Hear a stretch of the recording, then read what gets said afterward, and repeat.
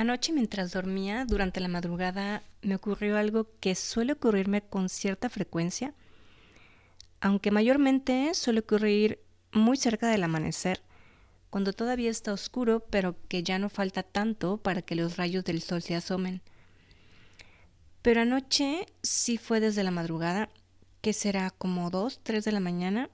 No me levanté a ver el reloj, porque sí duró un buen rato, pero después sí logré dormirme nuevamente un rato más, hasta que amaneció. Y aunque me sentía muy cansada, los ruidos externos ya no me permitieron seguir durmiendo. Esto es muy común.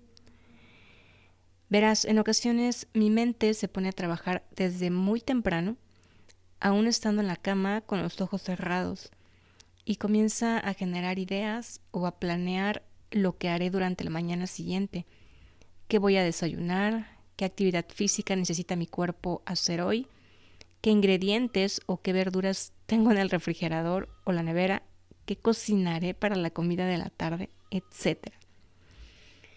Si no mal recuerdo, en un episodio anterior también te comenté acerca de cómo experimento mis sueños. Algunos, por supuesto, no todos.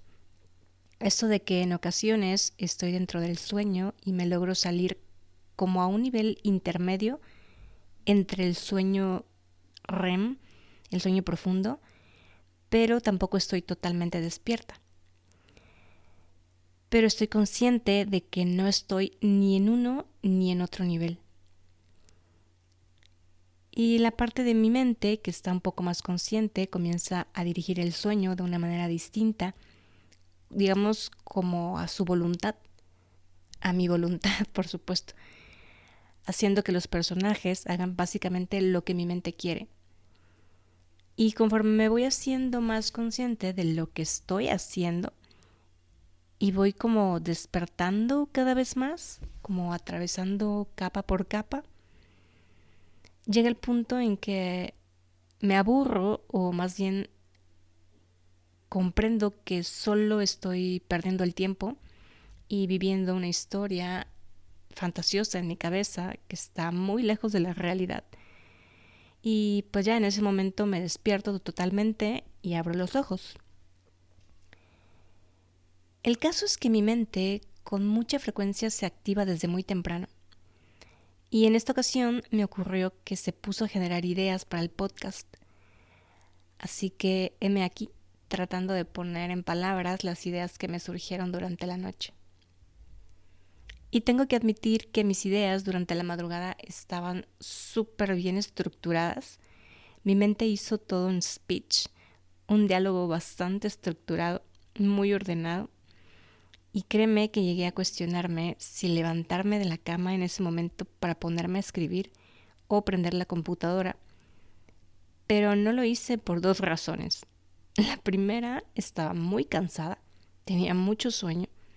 Y la otra es que lo que me ocurre normalmente y que me ha ocurrido toda mi vida es que mis pensamientos van tan rápido, las imágenes, las ideas, las palabras, en mi cabeza, sí, palabras, porque ya te dije que me surgen diálogos internos e incluso puedo ver las palabras escritas como en un proyector frente a mí, bueno, dentro de mi cabeza. Y todo esto suele ir tan rápido que me resulta casi imposible el intentar ponerme a escribir. A mano simplemente no puedo. Y en la computadora, aunque logro ir un poco más rápido, termino con la mano y el brazo todos contracturados, tensionados, como con mucha rigidez por la intensidad y la velocidad con la que intento escribir. Y si no lo hago así, si no escribo rápido, me pierdo, o sea, se me van las ideas. Así que es todo un tema. Por supuesto, cuando esto pasa, suele ser algo desesperante y frustrante porque en serio es toda una mezcla de una gran necesidad de poner en palabras todo eso, todo lo que ocurre en mi cabeza. Sin embargo, como ya te lo expliqué, es complicado, tanto por el tema de la escritura como porque a la hora de querer plasmarlo ya por escrito no me sale exactamente igual. Así que intentando confiar en que en este episodio saldrá de mi boca lo que tenga que salir. Intentaré fluir y compartirte el tema que básicamente mi mente me sugirió por la madrugada que abordara el día de hoy. Dicen por ahí, si las cosas se tienen que dar, se darán. Y si no, pues simplemente no. Hoy quisiera compartirte muchos ejemplos con respecto a cómo opera mi mente. No tengo un orden, simplemente intentaré fluir.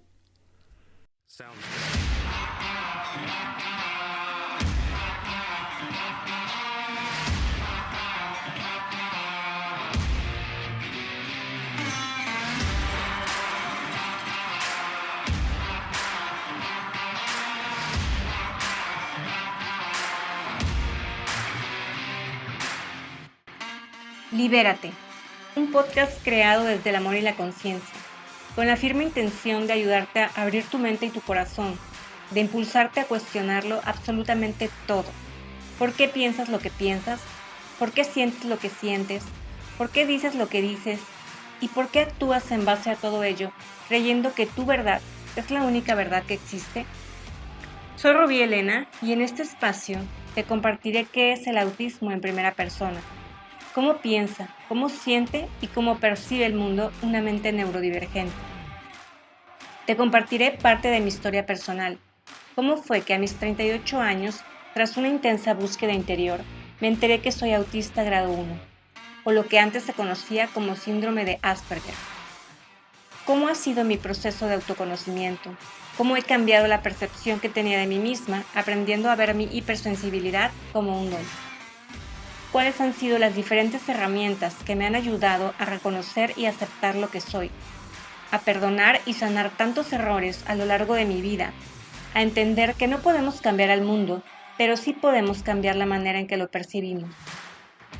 ¿Por qué considero que es extremadamente importante que aprendamos más acerca de la neurodiversidad y lo que es la verdadera inclusión, no solo como el simple acto de incluir, sino de aprender a convivir con nuestras diferencias? Libérate del miedo al que dirán, a ser rechazado o abandonado, del miedo a no ser suficiente. Aprende a reconocer tus emociones, a sentirlas y a transformarlas. Libérate de tus creencias, de tus patrones limitantes, del miedo a brillar y todo aquello que te impide ver lo que realmente eres. Y lo más importante, confía. Déjate guiar por tu intuición, por tu corazón. Escucha el llamado de tu alma. Permítete ser lo que viniste a ser en esta vida.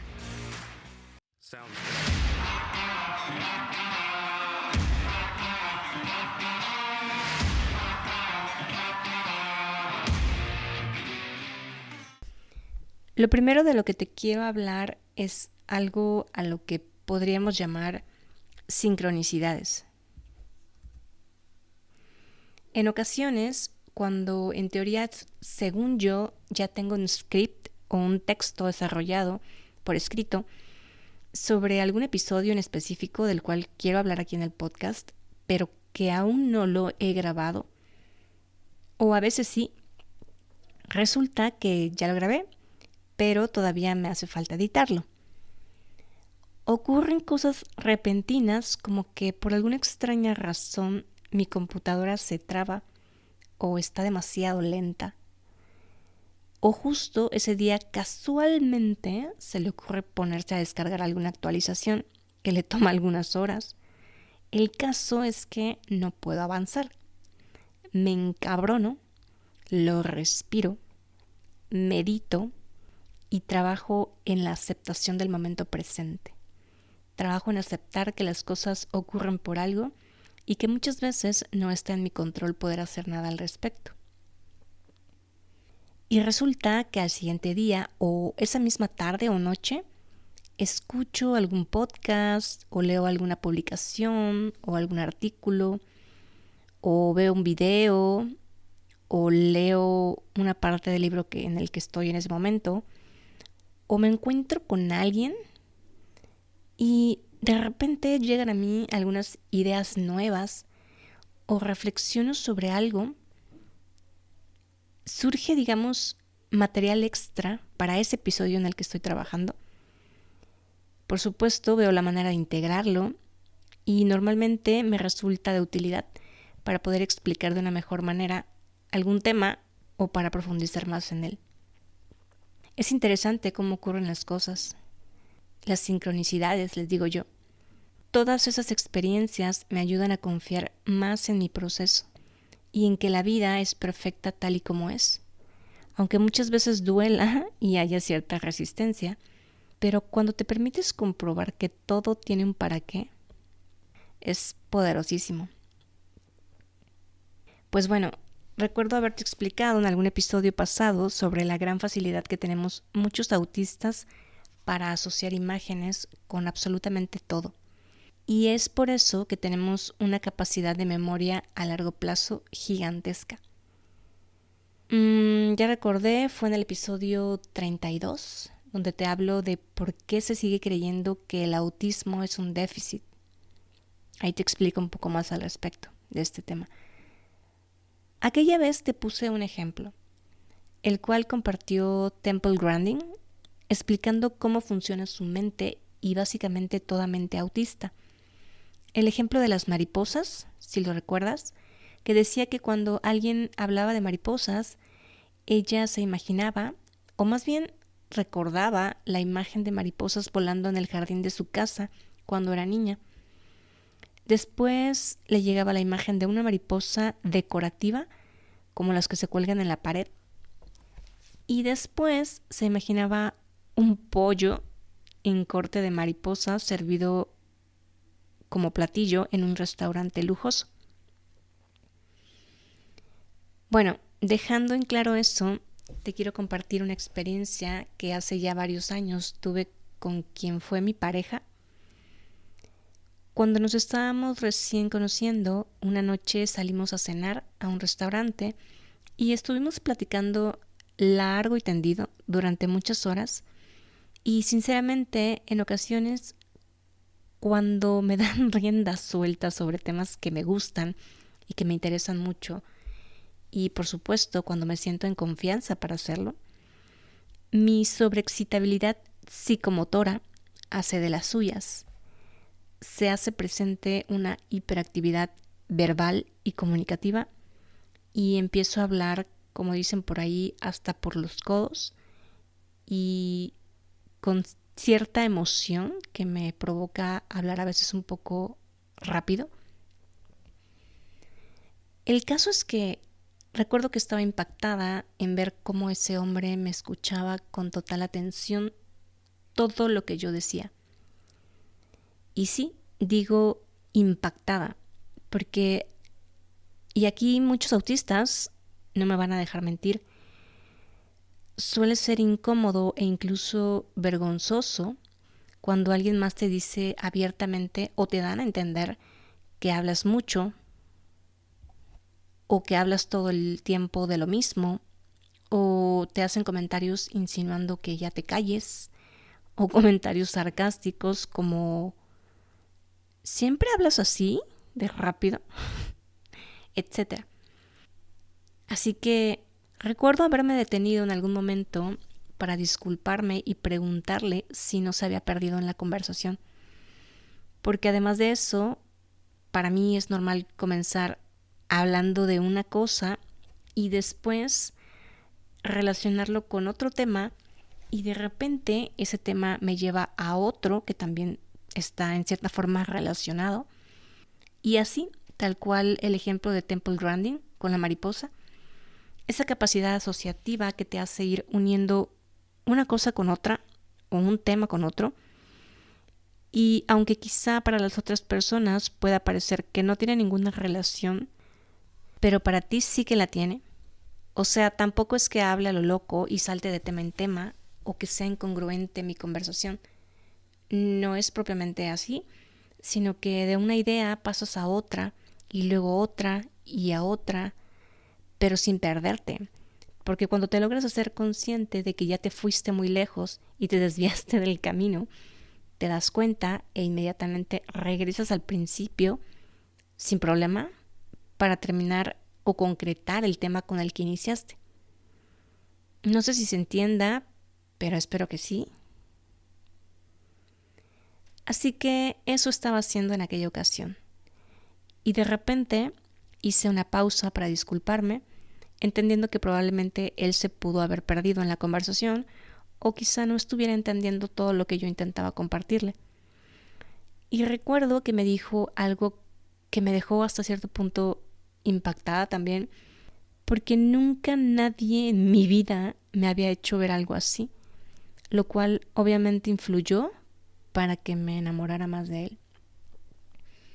Él dijo: no te preocupes, estoy acostumbrado. Mi mamá hace lo mismo. Es como tú. De un tema brinca a otro y a otro. Así que lo entiendo perfectamente.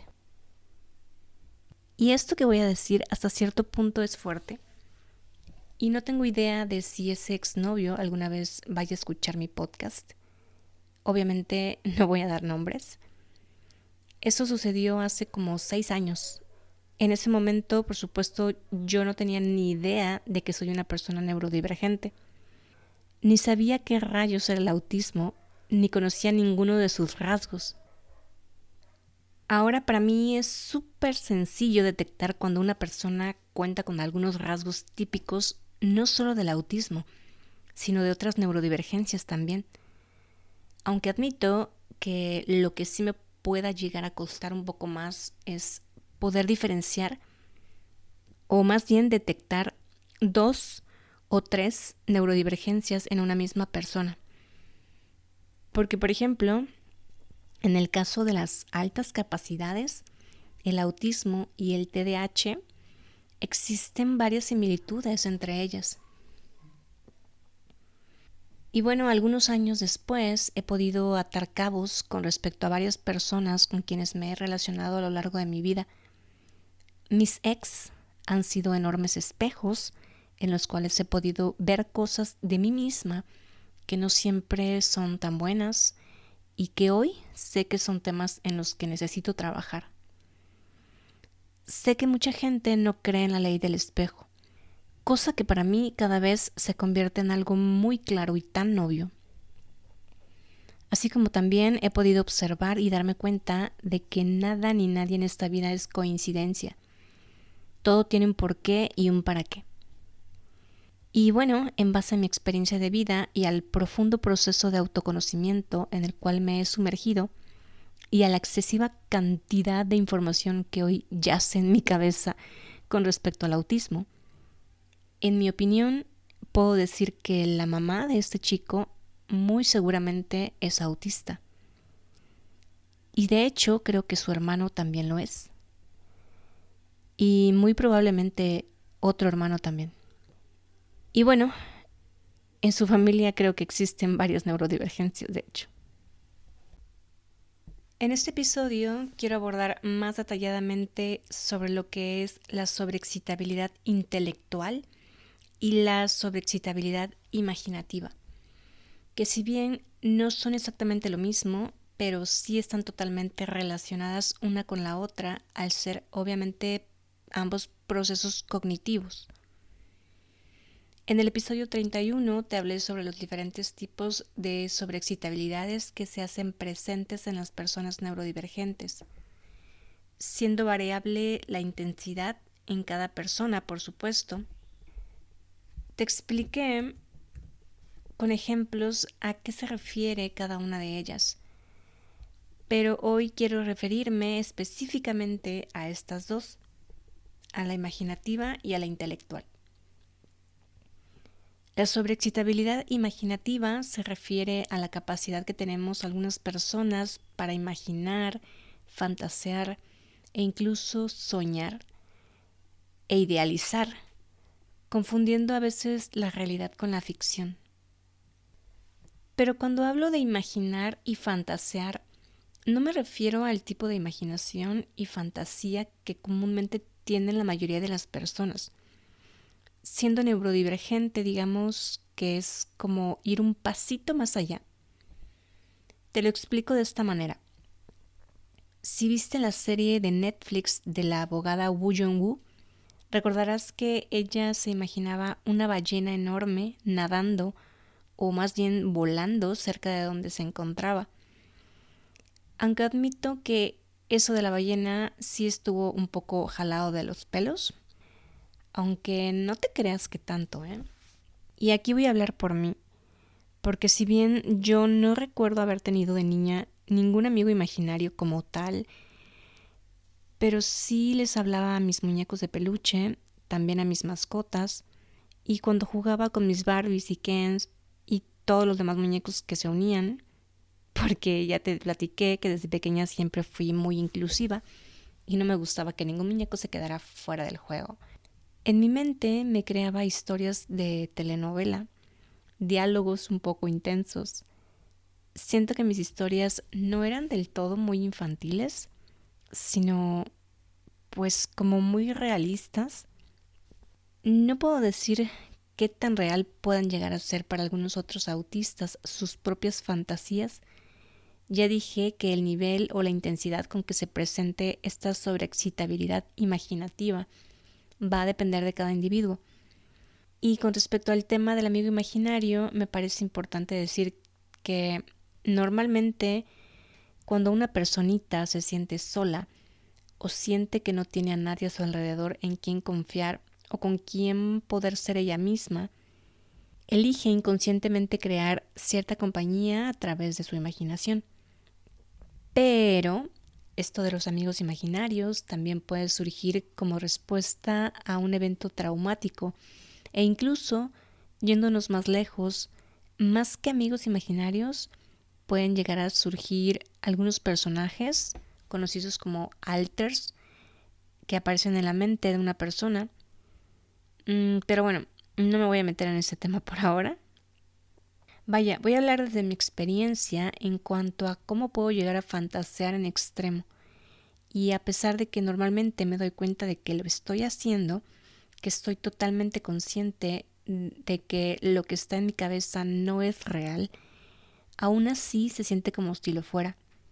Y en algunas ocasiones provoca que surjan emociones, sensaciones, ciertas experiencias, las cuales pueden ser neutras, a veces pueden ser lindas, pero también pueden ser intensas negativamente. Y creo que estas últimas son las que en ocasiones, si no son lo suficientemente observadas, ni son estudiadas y comprendidas correctamente, pueden ser mal diagnosticadas en muchas personas como esquizofrenia, cuando quizá pudiera ser el resultado de una sobreexcitabilidad imaginativa y fantasiosa. Porque todo lo que te llegues a imaginar en tu cabeza finalmente es el resultado de tu estado emocional. Y cuando tu estado emocional no es muy sano y no se encuentra en un punto de equilibrio por 1.000.000 de razones, por experiencia de vida, experiencias traumáticas, etc., ¿cómo esperas que en tu mente solamente haya ballenas felices volando o unicornios brillantes galopando sobre nubes de algodón? Obviamente no. Por supuesto que van a salir cosas dolorosas, pesadillas, experiencias paranormales, etc. Ya te dije que cuando tu campo de energía baja, cuando no estás propiamente vibrando en amor y gratitud, estás más susceptible a experimentar cosas como estas. Y si te la pasas viendo películas de suspenso o de terror, o viendo las noticias que hablan de puras tragedias, pues, ¿qué te puedo decir? Y hablo desde mi experiencia personal, ¿eh? No me estoy inventando cosas. Recuerdo que hace un tiempo consulté con un chamán acerca del por qué o cuál sería la razón por la cual estaba experimentando situaciones intensas por las noches. Y recuerdo que fue muy directo, breve con su respuesta y me dijo, eso es producto de tu tristeza. Y estuve pensando, reflexionando, más bien. Y para ser honesta, como no me encontraba en un punto de mi vida en el cual yo pudiera decir que estaba vibrante en amor, en gratitud, y que mi vida estuviera en equilibrio, pues obviamente no pude refutarle nada y elegí hacerme responsable para cambiar mi realidad. Tomé conciencia y me puse a chambear en mí y en mi forma de percibir el mundo. Y créeme, las cosas comenzaron a cambiar. Y por supuesto, no me considero ninguna experta para hablar sobre la esquizofrenia. Sin embargo, comparto mi experiencia y me apoyo también de varios testimonios de muchas mujeres autistas a las cuales en su momento las llegaron a diagnosticar de esa manera sin saber que eran neurodivergentes y las consecuencias de no saberlo. Ya dije que la capacidad imaginativa va a depender de cada individuo y de sus pocas o muchas otras fortalezas o capacidades cognitivas. También del entrenamiento mental que esté teniendo, de las herramientas que esté aprendiendo, herramientas que le permitan tener mayor capacidad introspectiva, reflexiva, que le permitan observar sus pensamientos con calma y aceptación, a relacionarse con ellos de una mejor manera. Porque cuando logras hacer eso, te vuelves más consciente de tus procesos mentales, tanto estando en vigilia, despierto o mientras duermes. A veces puedes modificar esos pensamientos, algunas otras no. Tal fue el caso de lo que me pasó durante la madrugada, mi mente hiperactiva, trabajando exhaustivamente, yo queriendo dormirme hasta que se cansó y me soltó. Pero al siguiente día mi pila estuvo muy baja y tuve que tratarme con mucho cariño y paciencia e intentar fluir de la mejor manera. Los seres humanos solemos crearnos historias fantasiosas en nuestra cabeza, las cuales, a pesar de que sabemos que no son reales, en ocasiones permitimos que continúen, elegimos no detenerlas porque una parte de nosotros lo está disfrutando. Cuando nos sumergimos en una fantasía, esta nos provoca sensaciones tales como alivio, alegría, excitación, emoción. Vaya, nos sirve para ausentarnos del momento presente por un rato, a veces ratos cortos, a veces ratos más largos. El tema es que los autistas solemos hacer esto con mucha más frecuencia y con mucha más intensidad. Y creo que tiene mucho que ver el hecho de que seamos muy visuales, relacionamos todo con imágenes. El problema para las personas que fantaseamos mucho es que a veces el exceso de fantasía nos puede llegar a generar una gran desilusión, porque las cosas no son como quisiéramos, y eso a veces puede ser muy doloroso. Por ello es importante aprender a entender y a manejar adecuadamente los pensamientos, a no engancharnos con ellos, pero aceptar que están ahí. Porque si te enganchas, surgen emociones y te puedes llegar a afectar tú mismo a niveles muy altos. Creo que de ahí se deriva que el mundo neurotípico esté acostumbrado a decir que los autistas somos personas que vivimos en nuestro propio mundo, porque generalmente estamos absortos en nuestros temas, intereses profundos, con hiperfoco, en fantasías, etc. Aunque experimentar sobreexcitabilidad imaginativa, como ya lo dije, no siempre se trata de fantasías de color de rosa, de experiencias lindas y placenteras. A veces también aparecen las pesadillas de color oscuro. Cuando eres niño, obviamente hay más cabida para el mundo de la fantasía. El tema es que cuando te haces mayor y te llenas de responsabilidades, de obligaciones, y la sociedad te empuja a creencias tales como que si eres un adulto, te tienes que comportar como tal, y eso de poco en poco va matando tu mundo de fantasía. Un mundo en el cual cuando eras niño te sentías cómodo, seguro, no percibías juicios, ni rechazo, etc. Todo era de color de rosa. Hay algo que solía hacer cuando era niña. Cuando salíamos de la ciudad a vacacionar mi familia y yo, generalmente íbamos en nuestro auto, mi papá conducía y a mí me gustaba sentarme junto a la ventana.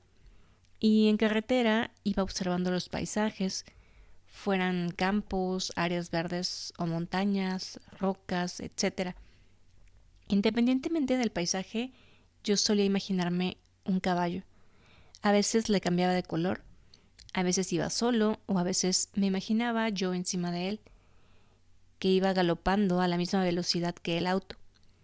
Solía imaginar que brincaba obstáculos. En fin, mi caballo era básicamente invencible. Supongo que me debió haber impactado mucho ver la película del Corcel Negro en aquel entonces. Bueno, eso es una pequeña probadita con respecto a cómo se comporta mi mente, cómo asocia temas, cómo imagina cosas, cómo fantasea con historias y también cómo aterriza. Ahora pretendo profundizar también un poco más con respecto a lo que es la sobreexcitabilidad intelectual. Esta se refiere a cuando existe un elevado nivel de curiosidad en una persona, la cual se hace presente de forma muy intensa. Y con intensa me refiero a cuando la mente básicamente tiene hambre y sed insaciable de conocimiento, un deseo ferviente por querer saber más acerca de las cosas. También se ve reflejada como una mente con gran necesidad y además con cierta habilidad analítica. ¿Y a qué me refiero con necesidad analítica? Pues mira, es algo complicado explicar con palabras esto porque a veces es algo que no puedes controlar o es muy difícil. Y al intentarlo, como consecuencia surge mucha ansiedad, mucha más hiperactividad. Y eso trae una serie de consecuencias negativas. Es como si te hubieran implantado un chip en el cerebro con un programa que se echa a andar en automático y te hace cuestionarte absolutamente todo. Querer entender el por qué, el para qué de muchas cosas. Cuestionamientos e ideas tales como ¿y qué tal si ocurre esto? Y si ocurre esto, entonces la solución o las distintas posibles soluciones serían estas. ¿Y qué pasaría si en vez de esto ocurre esto otro? Y algo más o menos así. Y aunque este tipo de mente curiosa te puede llevar a generar ideas, a hacerte de mucho conocimiento también, y por lo tanto a ser una persona muy sabia, desafortunadamente el cuestionar tanto puede llevarte también a confrontar e incluso a discutir con otras personas. Y por supuesto no está padre andar por la vida confrontándose con todo el mundo. Y quiero ser bastante clara. Cuando digo confrontando, no propiamente me estoy refiriendo a tener un comportamiento provocativo o una actitud grosera o déspota, aunque por supuesto esa es una manera, pero va a depender de varios factores, como la educación que tenga cada persona, su capacidad en cuanto al manejo de su impulsividad y de sus emociones, y por supuesto sus habilidades de comunicación. Cabe mencionar que estas confrontaciones a las que me refiero, que surgen de una sobreexcitabilidad intelectual, no propiamente tienen la intención de probar la inteligencia de los demás, ni la intención de humillarlos y de comprobar que sabemos más que ellos o que queremos evidenciar que no lo saben todo. Aclaro esto porque no quisiera que se confunda lo que es una sobreexcitabilidad intelectual en una persona neurodivergente con lo que se puede llegar a ver en otras personas que tienen un ego muy inflado y que traen una carencia en su interior, tal vez hasta un trauma, que los hace sentir la necesidad de ponerse por encima de los demás para comprobar que son lo suficientemente inteligentes o intelectuales, o que tienen la necesidad de sentirse vistos y tomados en cuenta por los demás, que quieren tener su atención, algo que quizá no sintieron haber tenido en su infancia. Por eso no quiero que se confunda una actitud así con lo que estoy explicando. Y sé que esta sobreexcitabilidad intelectual pudiera llegar a verse desde afuera como si quisiéramos tener la razón sobre algo. Y no digo que a veces no sea así. Sin embargo, desde mi propia experiencia te puedo decir que más que querer tener la razón, es como si tuvieras la necesidad de plantear otras posibilidades o de querer compartir tu punto de vista, que obviamente va a ser distinto al de la otra persona, pero no con ganas de joder o de querer adjudicarte la razón, como ya lo dije, sino más bien con la intención de aportar una visión más amplia de las cosas u otras alternativas que aparentemente a veces no son visibles por los demás. Y esto es lo que se conoce como pensamiento divergente.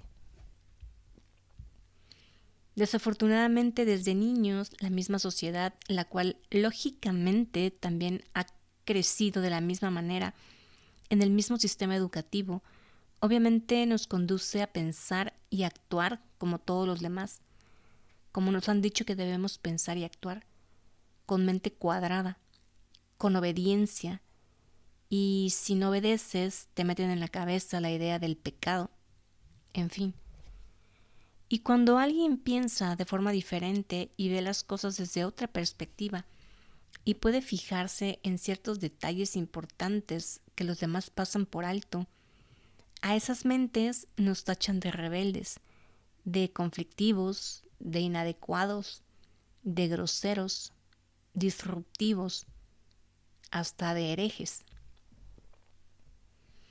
Normalmente los conflictos se dan con figuras que representan autoridad, los padres, los profesores o lo que se le parezca, los jefes en el trabajo, gente del gobierno, etcétera.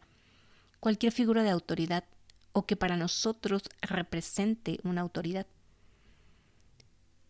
Existen personas a las que les molesta o les incomoda que las cuestiones, sobre todo si lo haces frente a otras personas. Muchas de ellas se llegan a ofender porque lo toman como si lo estuvieras haciendo para humillarlos o ponerlos a prueba. Y reitero, estoy hablando de los efectos de una sobreexcitabilidad intelectual en una persona neurodivergente, no en alguien con ego inflado. Por lo tanto, al menos en mi caso, jamás ha sido con esa intención. Créeme que tengo y siempre he tenido claro que no vine a este mundo a conflictuarme con nadie, ni a hacerme de enemigos, ni a joderle la vida a nadie más. Pero cuando tu manera de pensar se sale de la caja cuadrada, al menos en referencia a las personas de quienes te rodeas o con quienes te relacionas, pues desafortunadamente muchas veces se interpreta así, como que te gusta discutir o imponer tu verdad o querer tener la razón. En mi caso puedo decir que por mi personalidad tímida e introvertida que tuve gran parte de mi vida, aunado a lo que culturalmente aprendí como mujer, a quedarme calladita para verme más bonita, para ser una buena hija, una buena pareja, una buena amiga, una buena ciudadana, una buena cristiana y ganarme el reino de los cielos. Todo eso fue lo que en su mayoría, no siempre, pero en su mayoría me hizo callar muchas veces lo que realmente pensaba, mis opiniones, mis ideas, no todas y no siempre, ya dije, pero sobre todo cuando esas opiniones e ideas iban en una dirección distinta a la que se pretendía que tomara. Con la persona con quien más me confronté, sobre todo a partir de la adolescencia, y con quien aún en ocasiones me sigo confrontando, es con mi papá. Tenemos una manera de ver las cosas por lo general muy distinta, y aunque no ha sido fácil, sé que ambos estamos intentando poner de nuestra parte para ya no seguir perpetuando tanto conflicto. Pero es complicado, porque él tiene sus creencias, las cuales difícilmente está dispuesto a modificar, y yo, pues tengo una mente neurodivergente que se fija mucho en detalles, que casi siempre ve una manera distinta de hacer las cosas, una mente muy curiosa que cuestiona con regularidad y se desespera cuando la comunicación no está siendo clara o congruente, y que además actúa con cierta impulsividad. tal cual, con sobreexcitabilidad. Y no digo que sea imposible, pero no es sencillo tampoco modificar eso. En ocasiones suelo hacer preguntas un poco profundas o intensas, lo cual provoca que las otras personas se tengan que salir de su zona de confort. Sé que soy una persona que suele agitar las aguas, en el sentido de que provoco que otros se cuestionen cosas que por lo general los hace sentir incómodos, o los llevo a conectar con emociones también incómodas para ellos, que incluso me atrevo a decir que tienen conexión con su pasado. Porque de hecho todo es así. Todas nuestras creencias, nuestros hábitos, nuestra manera de pensar no nació ayer ni la semana pasada, ni el año pasado siquiera. Todo eso nació y se integró en nuestro sistema de pensamiento desde que éramos niños. El tema es que en esa etapa casi todos tuvimos experiencias que nos dejaron marcados, que nos dolieron, que no supimos manejar, que ni siquiera entendimos por qué pasaron. Y lo que hemos hecho, más bien lo que nos enseñaron a hacer, fue a reprimirlo todo, a barrerlo y dejarlo debajo del tapete para no verlo, dizque para no sentirlo. Entonces, ese tipo de situaciones en ocasiones se me da muy bien.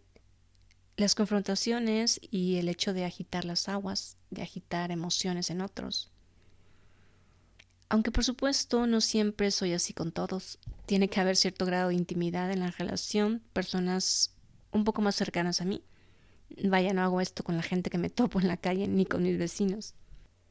Más que conflictos con mis jefes, supervisores o compañeros de trabajo, el conflicto mayor ha sido muchas veces conmigo misma, más bien por ser tan cordial y amable y buena onda, por no haber expresado en muchas ocasiones mi manera de pensar o mi desaprobación o mi incomodidad ante ciertos temas o ante ciertas decisiones o procedimientos con los que no he estado de acuerdo. En mi caso, eso es lo que más daño me ha hecho, que siendo una persona con muchas sobreexcitabilidades, una persona que experimenta sus emociones tan intensamente, el haber reprimido todo eso durante tantos años, porque eso es lo que aprendí a hacer, me ha traído muchas consecuencias a lo largo de mi vida y actualmente estoy pagando la factura. Y por supuesto estoy buscando solucionarlo de la manera más amorosa y sana posible. Y sobre todo yendo a la raíz, reconociendo todo el polvo y la tierra que metí debajo del tapete y que guardé durante años. Hace un tiempo, cuando estaba de paso en una ciudad nueva durante la cuarentena de COVID, me ofrecieron una oportunidad laboral temporal.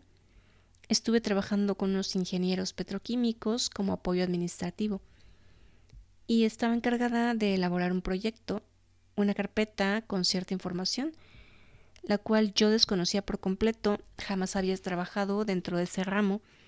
Por lo tanto, para poder cumplir con dicha labor, obviamente tenía que investigar, documentarme, preguntar a quienes sí sabían del tema y me pudieran aportar información para integrar dicho expediente. No es mi intención entrar en detalles, no se requiere, solo basta con decir que en determinado momento, ya muy cerca de la fecha en que debía entregar dicho proyecto, como aún no tenía la información suficiente, estuve unos días en contacto directo con un mentado ingeniero que según me iba a proporcionar información y solucionaría mis dudas. Recuerdo un día haberle escrito por WhatsApp preguntándole algo porque durante el día él estaba en la obra, yo estaba en la oficina y no podía verlo sino hasta en la noche que regresara de la obra. No recuerdo a detalle qué fue lo que le pregunté. Por supuesto era algo relacionado al tema, al trabajo, no era nada personal. Sin embargo, tomó mi pregunta como si estuviera queriendo yo ser algo invasiva o me dio la impresión de que creyó que quería saber más de la cuenta y supongo que lo tomó mal y me respondió algo así como: ¿y tú para qué quieres saber eso? Eso no te incumbe. A veces preguntas mucho. Ay, como cómo explicarte el cortocircuito que hicieron mis neuronas y mi cerebro en ese momento. Voy a intentar explicártelo de una manera que se entienda, breve, por supuesto. Primero, al leer su respuesta, en la cual se mostraba aparentemente ofendido y con cierta desconfianza hacia mí, literal me quedé en shock. La primera pregunta que surgió en mi cabeza fue algo que, por cierto, me ocurre muy a menudo en mi vida diaria. Fue, pues, ¿qué dije? ¿Estuvo mal lo que pregunté? ¿Por qué va a estar mal? Si estoy preguntando algo que es muy válido, que tiene que ver con el trabajo o con algo relativo al trabajo. Lo único que quiero es poder obtener información para hacer el trabajo que me corresponde y del cual tengo fecha límite para entregar y que ya me está generando ansiedad y desesperación por mi alto nivel de perfeccionismo. Ese fue básicamente el diálogo interior que tuve en ese momento. Así que la primera sensación que tuve, común en muchos autistas, fue una sensación de inadecuación, de sentir que mis palabras son inadecuadas, porque suelo ser a veces muy directa con mis comentarios. Como dicen algunos, me falta poner filtro.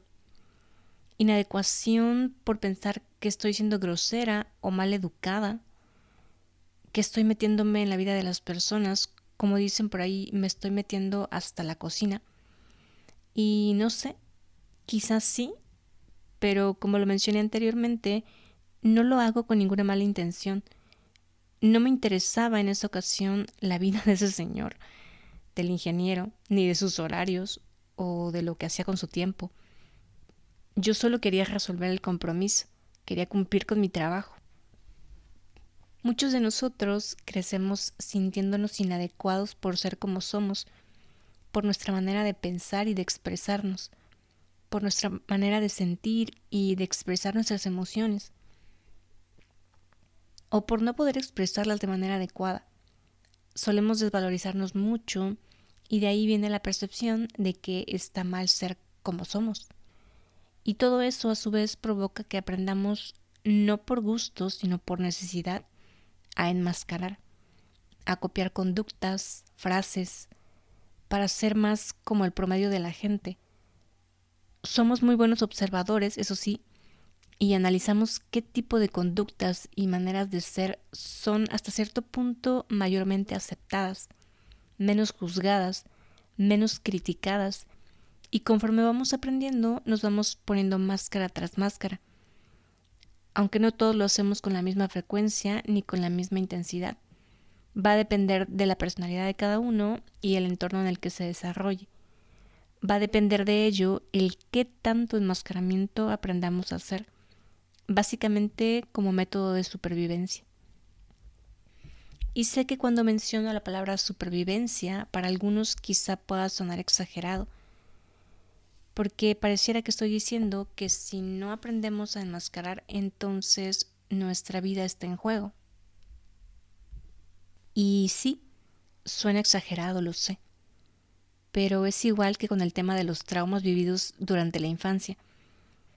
Muchas personas aún piensan que un niño que creció en una familia adinerada, al cual no le hizo falta nada, que fue educado en las mejores escuelas, que creció incluso rodeado de niñeras, de nanas y sirvientes por doquier, que se le cumplía cualquier aparente capricho, se cree que una persona así es imposible que haya experimentado trauma alguno.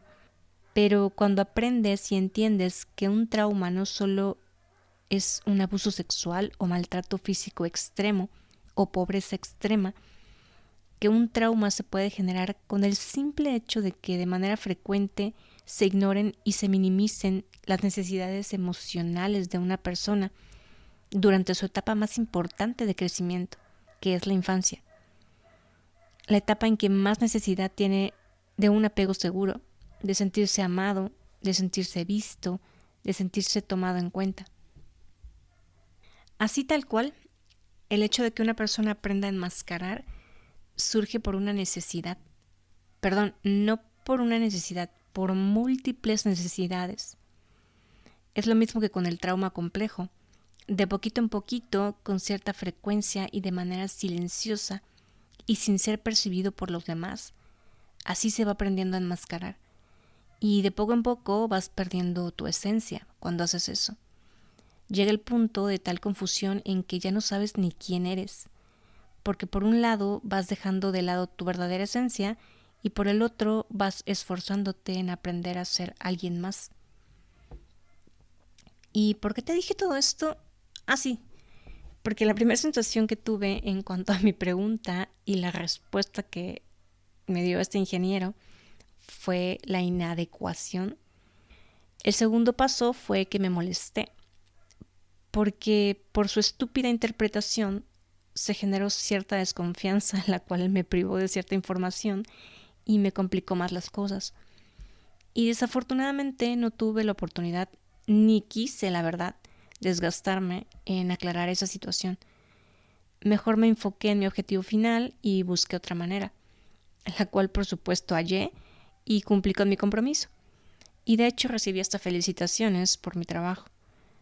Creo que, como en muchas otras ocasiones, subestimaron a una mente neurodivergente. Me atrevo a decir que este tipo de situaciones han contribuido a que en ocasiones decida renunciar a varios de mis trabajos. Pero por supuesto no ha sido la única razón. Si has escuchado mi podcast desde el inicio y ya te sabes mi historia, sabes que ese tipo de experiencias que me llevan a experimentar, valga la redundancia, mis emociones muy intensamente, además de los problemas y la falta de apoyo en cuanto a mis sensibilidades sensoriales, todo eso en conjunto, además de algunas otras cosas externas al trabajo, todo eso en conjunto es lo que me lleva a tomar decisiones como esas de renunciar. Pero honestamente no me arrepiento de nada, de ninguna de mis decisiones, de mis renuncias laborales, porque cada vez que ha ocurrido ha sido hasta cierto punto para bien, aunque muchas veces no lo vi así en su momento. Pero hoy sé que de haberme quedado en lugares donde no tenía el apoyo suficiente para mi desenvolvimiento y sin tener las herramientas adecuadas para apoyarme con el manejo de mis emociones y sin entender por qué proceso la información de determinada manera y sin el suficiente autoconocimiento, autovalidación, autoaprobación y confianza en mí misma, y sin la capacidad o la fuerza interior suficiente para exponer mi manera de pensar y de percibir las cosas, por supuesto que renunciar a esos trabajos en ese momento o en esos momentos fue la mejor opción y la mejor decisión que pude haber tomado, porque me puse a mí primero y me lo agradezco, porque sé que hay personas que prefieren quedarse calladas, enfermarse, tomar medicamentos antidepresivos, antipsicóticos, calmantes, o que hacen uso de la comida o el ejercicio u otras opciones no muy saludables de manera excesiva para poder mantenerse ahí por el mayor tiempo que les sea posible, hasta que revienten. Lo cual no fue mi caso en cierta medida, aunque hasta cierto punto, pues sí, reventé. Hoy tengo muy claro que primero estoy yo, primero está mi salud mental, mi salud emocional y como consecuencia mi salud física. Eso ya no es negociable para mí.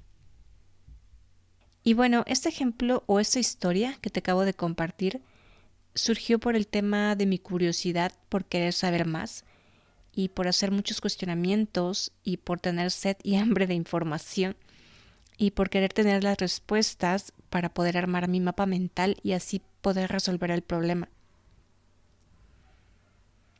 Por último, quisiera compartirte algo que me trae gratos recuerdos y me conmueve mucho. Recuerdo que mi persona favorita en el mundo cuando era niña era mi abuelo materno, el cual falleció cuando yo tenía aproximadamente 10 años de edad. Mi abuelito era ingeniero geólogo, daba clases en una universidad y gracias a él yo pude conectar con mi imaginación, con mis habilidades reflexivas, con esa parte de mí que me lleva a indagar, a curiosear, a explorar. Él era un hombre muy sabio y muy inteligente, Me explicaba todo o lo poco que a esa edad yo llegaba a cuestionar. Difícilmente me quedaba con ganas de preguntar más, porque sus explicaciones básicamente cubrían mis inquietudes. Me quedaba anonadada con sus respuestas. No sé si años después eso hubiera seguido siendo posible. No sé si mi abuelito a estas alturas tendría las suficientes respuestas a mis cuestionamientos actuales. Lo llegaría a dudar. Pero bueno, así es la vida. Me gustaba levantar los adoquines y las piedras del jardín de su casa y descubrir diferentes tipos de lombrices que hacían caminitos en la tierra. También, gracias a mi abuelito, aprendí a seguir a las hormigas para detectar en dónde tenían el hormiguero. Recuerdo que me regaló un microscopio de fierro chiquito con el cual yo me la pasaba viendo insectos, moscas, hormigas, gusanitos, moscos, garrapatas, etc. Y básicamente todo objeto de la naturaleza que me pareciera interesante. Hojas, piedras, en fin. Con él siempre hubo cabida y motivación para mi curiosidad. De su parte, nunca recuerdo haber obtenido una respuesta que es muy típica y con la cual me he topado en muchas ocasiones a lo largo de mi vida. La típica frase de porque esto es así y ya. O porque lo digo yo. Lo cual para mí resulta ser muy frustrante. Y sé que mucha gente piensa de esta manera porque no se quiere complicar la existencia. Y no es que yo me la quiera complicar más de lo que ya está, pero regresando a lo que te dije al inicio del episodio, este nivel de curiosidad no es algo que pueda propiamente controlar. Quizá lo pueda disminuir por momentos gracias a técnicas meditativas o de mindfulness, pero no siempre es posible, sobre todo cuando se te atraviesan los tan llamados intereses profundos. Es ahí cuando surge la sobreexcitabilidad por querer saber más, y más, y más. Y bueno, ya te platiqué lo que hace mi mente cuando estoy durmiendo en la madrugada. Se pone a elaborar diálogos, a planear actividades, etc. Y así surgió este episodio. Yo no tomo fármacos para dormir o para calmar mi ansiedad. Yo medito. En el día practico pranayamas, respiraciones. Procuro hacer a diario actividad física, de preferencia por las mañanas, para cansar mi cuerpo y para que mi cerebro y todo mi organismo se encuentren en un estado lo más óptimo posible, para que por sí solo genere los químicos naturales que me permitan tener un buen descanso por las noches, a pesar de los múltiples ruidos externos que no están propiamente bajo mi control. También cuido mi alimentación y mi digestión, una alimentación mayormente basada en plantas, ya que eso contribuye a un buen estado mental. También procuro no estar hasta muy tarde frente a la computadora o cualquier otra pantalla o dispositivo. Procuro ir bajando la cantidad de luces en mi habitación, dándole la indicación a todo mi sistema de que es hora de descansar y relajarse. También procuro, si es posible, masajear mis pies con algún aceite para ello. Por la noche ya no escucho podcast ni nada que me pueda saturar de más información que seguramente necesitaría analizar, reflexionar, etc. Y en ocasiones me tomo algunas gotitas de aceite de CBD para relajar mi sistema nervioso cuando siento que lo necesito. Intento conectar conmigo compasivamente, amorosamente, porque si no lo hago yo, entonces ¿quién? Y generalmente practico meditación antes de dormir, o a veces lo hago por la mañana, o a veces ambos, pero generalmente los pranayamas los hago por la mañana y meditación un poco más profunda por las noches. O al menos realizo algo que me lleve a relajarme, a calmarme, a estar tranquila en todo sentido. La musiquita de tono solfegio ayuda, o playlists de piano o violines muy suaves, o cantos ancestrales, o cosas por el estilo. Pero lo mejor y lo más recomendable, y lo más confrontador también, es poder entrar en el silencio para encontrarte contigo mismo, contigo misma, para hacerte responsable de todo lo que ocurre en tu vida, en tu mente, para hacerte consciente de lo que pasa y de lo que no pasa también, y del por qué no pasa y el para qué de todo. Y pues como todo, es una práctica y se cultiva. No es sencillo, lo sé, pero tampoco ocurre de la noche a la mañana ni por arte de magia. Hay que practicar, hay que ser disciplinados, hay que tener la disposición. Cuando logras ver y sentir por ti mismo los beneficios que todo esto tiene en tu vida, en tus relaciones, en tu manera de percibir el mundo, en tu salud mental, emocional y física, es ahí cuando te lo tomas más en serio. ¿Y adivina qué? Nadie puede hacerlo por ti. Te guste o no, así es. Y no es mi intención salirte con la típica frase de así son las cosas y punto. Pero así es, así es esto. Te lo comparto desde mi propia experiencia.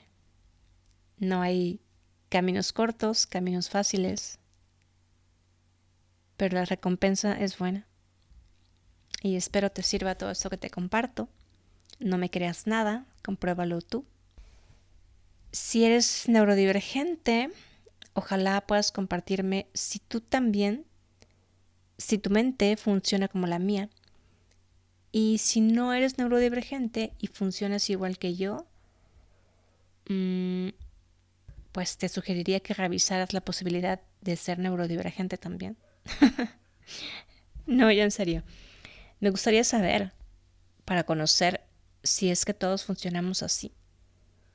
Y quizá yo me estoy mal viajando creyendo que tengo un tipo de pensamiento divergente. No lo sé. Todo es posible. Pero creo que si no lo hablamos, no lo ponemos sobre la mesa, nunca lo vamos a saber.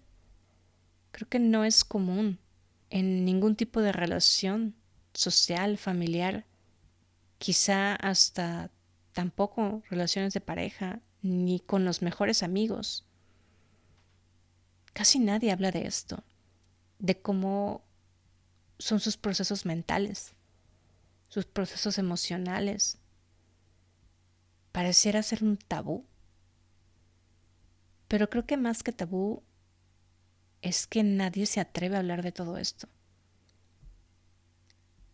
Por miedo al que dirán, supongo, por miedo a ser juzgado, por miedo a ser rechazado o abandonado, por decir cosas que a veces puedan ir en contra, o no en contra, en sentido opuesto, o muy distintas a lo que piensan los demás. Tal fue mi caso, toda mi vida. Jamás me atreví a expresar todo mi mundo interior. No sino hasta muy recientemente. Así que normalicemos esto, hablar de todos estos temas por nuestra salud mental. Gracias por interesarte en saber cómo opera mi mente, por conocer más acerca del autismo y sobre cómo se hacen presentes estas sobreexcitabilidades. Hay mucha gente que sigue empeñada en querer cambiarnos, a los autistas, en que nos adaptemos a las reglas preestablecidas del mundo, a que modifiquemos nuestras aparentes conductas disruptivas para que seamos igual al resto. Cada vez me entero de que somos más y más las personas neurodivergentes en el planeta. Me pregunto ¿por qué? ¿O para qué está sucediendo todo esto? Yo tengo mis hipótesis, por supuesto, pero no pretendo discutirlas por ahora. Quizá mi verdad no sea la misma que la tuya y tengo que respetar eso también. Recuerda que me encuentras en redes sociales, Facebook e Instagram como @podcastlibérate. Me escuchas tanto en Spotify como en YouTube, Google Podcasts, me parece que también en Apple Podcasts no lo he podido comprobar. No tengo acceso a Apple, pero si alguien logra escuchar mi podcast ahí, ojalá me lo pudieran confirmar. Si no me encuentras fácilmente como Podcast Libérate o Libérate Podcast, sobre todo en el Google Podcast, búscalo como Libérate Rubielena. Y si aún no te has suscrito en alguna de estas plataformas, te pediría que lo hicieras para que así este contenido pueda llegar a más personas. Muchas gracias por escucharme nuevamente y nos escuchamos en un próximo episodio. Hasta la próxima. Chao.